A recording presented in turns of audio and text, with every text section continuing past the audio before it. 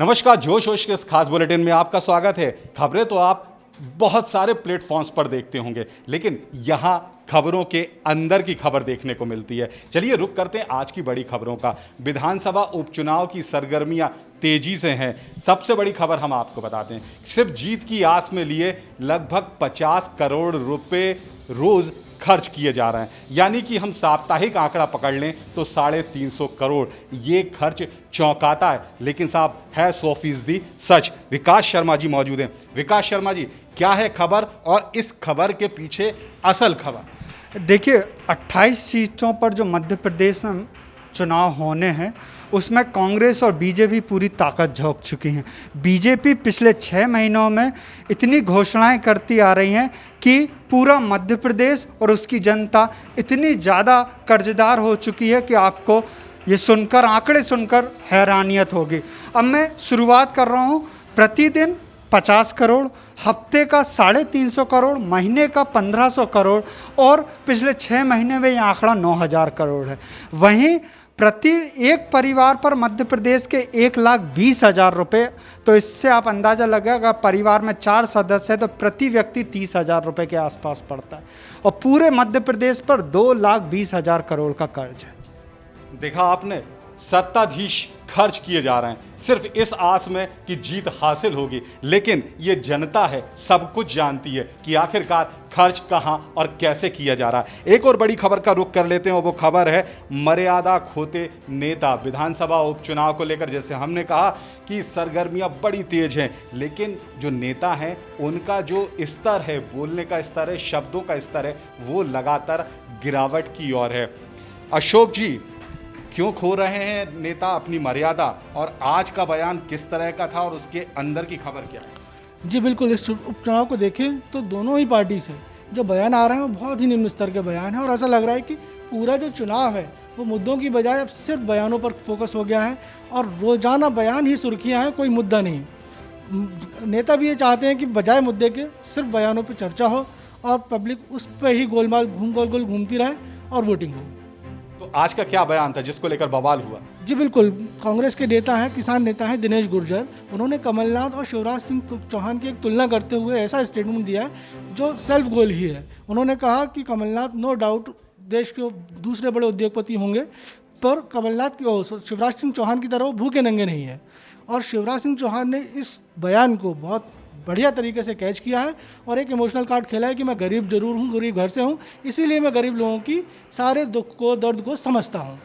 शिवराज अपने आप को पहले भी किसान का बेटा हो, कि खुद अपने आप को किसान कहते आए हैं, अब ये शब्द आए हैं, उनका भी प्रयोग होगा और जाहिर तौर पे कहीं ना कहीं वो इमोशनल कार्ड आप जो कह रहे हैं उसको कैश करने की वो होगी। देख, बिल्कुल 2014 का आप लोकसभा चुनाव देखें तो नरेंद्र मोदी ने भी अब खुद को चाय वाला बताकर एक इमोशनल कार्ड खेला था और जो बहुत सफल भी रहा था, और वही स्थिति यहाँ है। शिवराज सिंह चौहान हमेशा अपने आप को किसान का बेटा बताते आ रहे हैं, मामा बताते आ रहे हैं बच्चों का, तो वो कहीं ना कहीं लोगों पे प्रभाव डाल रहा है। और ये जो बयान है जो दिनेश गुर्जर ने दिया है, ये डेफिनेटली शिवराज सिंह चौहान को और मदद करेगा और कांग्रेस के लिए एक सेल्फ गोल है।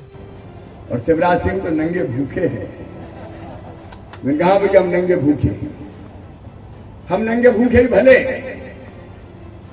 अरे हम नंगे भूखे हैं इसलिए अपने गरीबों की सेवा में लगे रहते हैं, दिनों रात उनका दर्द जानते हैं, उनकी तकलीफ जानते हैं, उनका कष्ट जानते हैं, उनका दर्द जानते हैं, उनकी तकलीफ जानते हैं। चुनाव आने वाले होते हैं तब मुद्दे होते हैं। जैसे मध्य प्रदेश की बात कर लें तो कर्जमाफी मुद्दा था, दल बदल मुद्दा था, इसके अलावा रोजगार मुद्दा था, विकास मुद्दा था, लेकिन जैसे ही चुनाव आए सारे मुद्दे गौण हो चुके हैं। अमर्यादित भाषण शुरू हो चुके हैं, भाषाएं शुरू हो चुकी हैं और कहीं ना कहीं ये कहा जा सकता है कि जो स्तर था शब्दों का वो गिरता जा रहा है। लेकिन साहब, इसके साथ एक और खास मुद्दा देखा जा रहा है, या कह सकते हैं एक खास कवायद देखी जा रही है। शिवराज घुटनों के बल आ चुके हैं तो कमलनाथ अपनी एसी ऑफिस से निकल अब बैरिकेड तोड़कर आम जनता के पीछे पहुंच रहे हैं, उनके साथ मिल रहे हैं। चौंकाने वाली चीज़ है, लेकिन ऐसा क्यों हो रहा है? जी हाँ, बिल्कुल वोट के लिए। जी बिल्कुल, वोट के लिए। देखिए, जब ग्राउंड फीडबैक आता है तो उसमें लगता है कि पब्लिक हमसे नाराज़ है और उस नाराज़गी को दूर करने के लिए सिर्फ इमोशनल कार्ड ही एक सहारा रह जाता है, क्योंकि इतनी जल्दी ना तो अभी कुछ हो सकता है, ब्यूरोक्रेसी के लेवल पे, ना ग्राउंड लेवल पे ऐसी कोई योजनाएं आ सकती हैं। आचार संहिता लगी हुई है। लेकिन अशोक जी, यदि हम शिवराज सिंह चौहान की बात करें तो उनको कई बार हमने इस तरह से देखा है, आम लोगों के बीच चले जाना, घुटनों के बल बैठ जाना, हाथ जोड़कर बात करना। लेकिन कमलनाथ, जी बिल्कुल, शिवराज सिंह की तो ये स्टाइल है और इसी स्टाइल से उन्होंने अपने आप को एक जन नेता के रूप में स्थापित किया हुआ है। पर बिल्कुल आश्चर्य किसको देख के होता है? कमलनाथ को। वो अभी तक एक बड़े नेता माने जाते थे पर ज़मीन से जुड़े हुए नेता नहीं माने जाते थे, और इस बार उन्हें भी पता है कि बात बिल्कुल करो या मरो की है, चुनाव जीतना ही है, इसलिए वो भी कोई मौका नहीं छोड़ रहे। और इसीलिए आपने देखा होगा कि वो बिल्कुल बैरिकेड्स तोड़ते हुए, कह सकते हैं हम, बिल्कुल उसको क्रॉस दूरी पाटने की कोशिश, बिल्कुल एक आम वोटर से दूरी पाटने के लिए वो बिल्कुल बैरिकेड से निकल के लोगों से मिल रहे हैं, और सबसे बड़ी बात उनको रिस्पांस भी मिल रहा है। यानी कमलनाथ हो या फिर शिवराज, दोनों जुगत लगाने में भिड़े हुए, किसी तरह से सत्ता में चली जाए।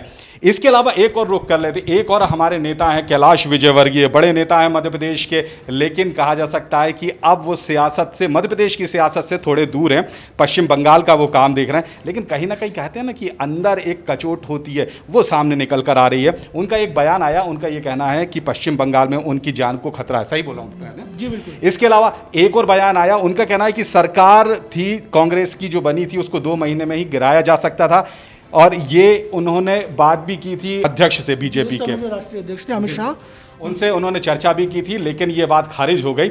जाहिर तौर पर कहीं ना कहीं ये बयान जो आए हैं वो ये कहा जा सकता है सियासी जमीन ढूंढने की एक कवायद है। मेरे साथ मेघा जुड़ी हुई है। मेघा, इधर आइए और बताइए क्या कुछ पूरी खबर है, उस खबर के पीछे के खबर क्या है? देखिए, कैलाश विजयवर्गीय ने ऐसा बयान दिया था। उनका कहना था कि अगर अमित शाह चाहते तो प्रदेश की सरकार, कांग्रेस की सरकार 2018 में आई थी, वो 2 महीने के अंदर ही वो गिरा देते।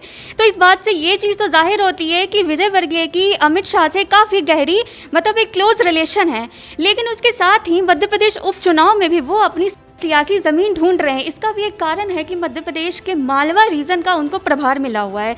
लेकिन अभी फ़िलहाल मध्य प्रदेश में देखा जाए तो शिवराज सिंह चौहान, नरोत्तम मिश्रा और भाजपा में शामिल होने के बाद ज्योतिरादित्य सिंधिया का गढ़ जो है वो ग्वालियर चंबल को माना जा रहा है। और वो कैलाश विजयवर्गीय ये चाहते हैं कि अगर मालवा में बीजेपी अच्छा प्रदर्शन करती है तो उनका दबदबा इस चुनाव में ज़्यादा रहेगा।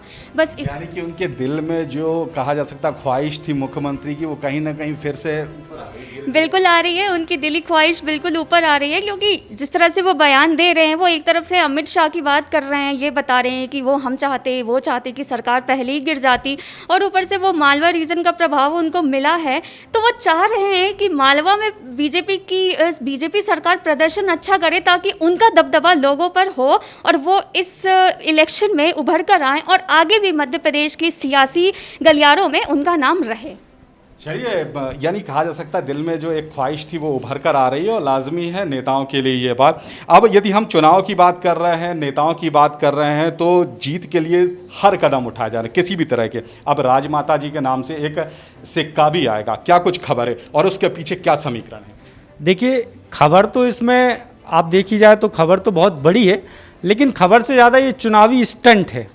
प्रधानमंत्री जी का कोई भी कार्यक्रम जो होता है वो एक बहुत अलग तरीके से होता है, चाहे वो स्ट्रीट वेंडर से बातचीत हो। तो अब ऐसे समय पे कार्यक्रम हो रहा है जब उपचुनाव मध्य प्रदेश में होने हैं, और उपचुनाव होने हैं तो प्रधानमंत्री सीधे तौर पर प्रचार करने तो आ नहीं सकते, तो कहीं ना कहीं अनऑफिशियली रूप से वो इस चुनाव में इन्वॉल्व हो रहे हैं। तो सीधा लक्ष्य यही है कि उपचुनाव का जो पूरा समीकरण है उसको साधने के लिए जो है राजमाता विजयराजे सिंधिया के नाम पर 100 रुपये का सिक्का जारी किया गया है। उसका कारण ये है कि ग्वालियर चंबल संभाग सिंधिया परिवार का गढ़ माना जाता है, और गढ़ माना जाता है सबसे ज़्यादा उपचुनाव में सीटें भी वहीं से हैं।